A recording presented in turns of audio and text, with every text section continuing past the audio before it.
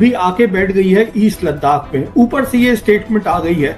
इसका बहुत सीधा सा मतलब है, ये अब जंग जो है हिंदुस्तान पाकिस्तान की नहीं है, इसमें चाइना भी इन्वॉल्व है और चाइना के पास इतनी आज ताकत है कि उसको असला अपना भेजने की जरूरत नहीं है, काइनेटिक वॉर जिसको कहते हैं उसको करने की जरूरत नहीं है।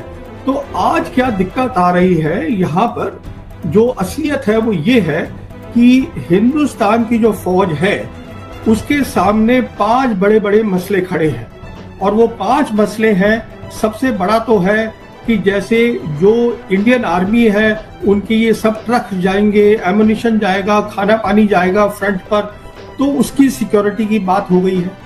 क्योंकि अब देखिए जब जंग होगी, जिस तरीके से हमने कश्मीरियों के साथ धोखा किया है ओवर द इयर्स, अब ये बहुत मुश्किल है कहना कि वो हमारे साथ खड़े होंगे।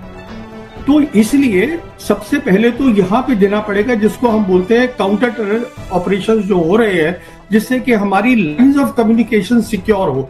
इसमें बहुत सारी फौज लगानी पड़ेगी, पहली बात। दूसरी बात यह है, क्योंकि उन्होंने कहा है चीनियों ने कि हम खड़े होंगे पाकिस्तान के साथ, तो जो चीन का फ्रंट है वहां पर वो अपनी हरकत शुरू कर देंगे। उसका मतलब ये हुआ कि जो हमारी जितनी भी हमारे पास ताकत है उसमें से आधी से ज्यादा ताकत हमें वहीं छोड़नी पड़ेगी।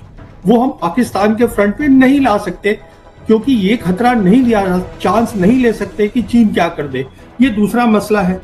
तीसरा मसला तो जंग है ही है जो होगी हिंदुस्तान पाकिस्तान की। यहाँ भी दिक्कत है, यहाँ 2 बड़ी बड़ी दिक्कत है।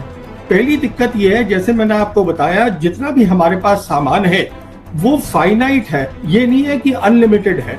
उसको हमने वहां छोड़ दिया चीन के फ्रंट पे, तो वैसे ही हमारे पास चीजें कम हो गई।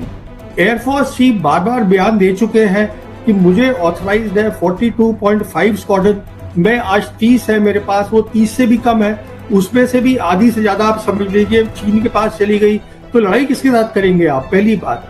दूसरी बात, क्योंकि आज चीन के पास काबिलियत है, वो round the clock surveillance Pakistan को प्रोवाइड कर सकता है, जो हमारे पास नहीं होगी। मतलब पूरा जंग का जो थिएटर है वो पाकिस्तान को दिखाई देगा। उनकी मिसाइल्स को गाइड करने के लिए उनके सैटेलाइट्स अवेलेबल होंगे, बेदू सिस्टम। तो ये तीसरी बहुत बड़ी दिक्कत आ गई है।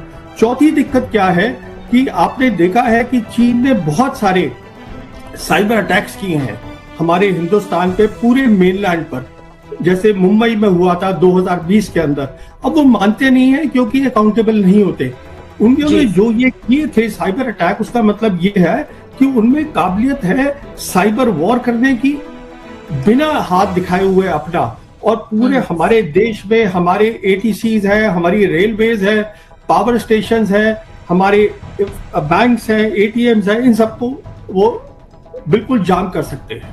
अच्छा, और लास्ट बात जो बहुत इंपॉर्टेंट है, देखिए जंग जब होती है हिंदुस्तान पाकिस्तान की, तो कितना आपके पास सामान है, because this is a war of attrition that matters.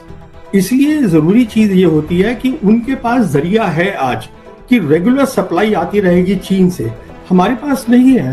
तो जब आप ये सारी बातों को ध्यान में रखेंगे तो ये बात बिल्कुल क्लियर हो जाती है कि हमारी जंग की तैयारी नहीं है। देखिए सवाल ये है, पानी का इशू हम नहीं रोक सकते, क्योंकि क्या होगा आप सोचिए, हमारी ब्रह्मपुत्रा का पानी आ रहा है ऊपर चीन से।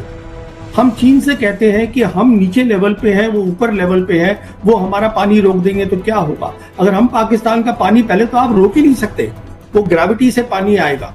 अगर आपने मिसाल के तौर पे कहिए रोक भी लिया, तो वो चीन क्या छोड़ देगा आपको, वहां बंद कर देगा आपका एक्शन ले लिया। अगर भारत चाहे भी तो भी पानी बंद नहीं कर सकता पाकिस्तान का। देखिए जैसे मैंने बताया, ये एक तो 3 कंट्री की कॉम्प्लेक्स सिक्योरिटी प्रॉब्लम है, चीन इन्वॉल्व है, चीन हर काम करेगा